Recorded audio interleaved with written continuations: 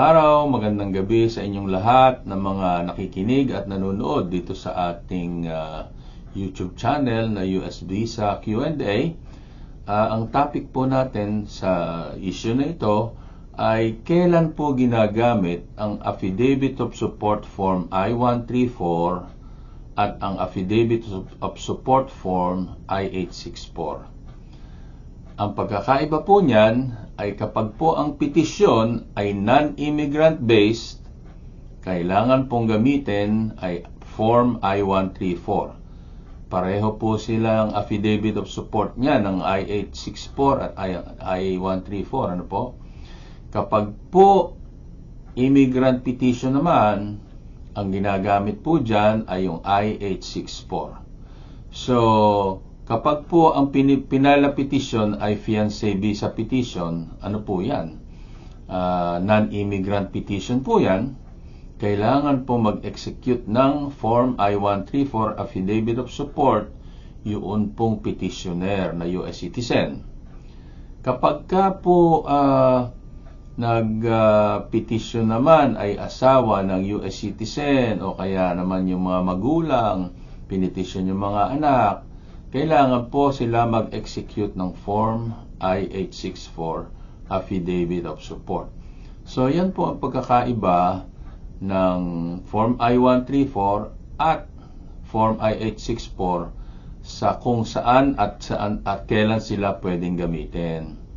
So, huwag po kayo magkakamali sa paggamit niyan kasi hindi po tatanggapin or hindi po matatapos at makukumpleto ang requirements kapag ibang form ang ginamit ninyo.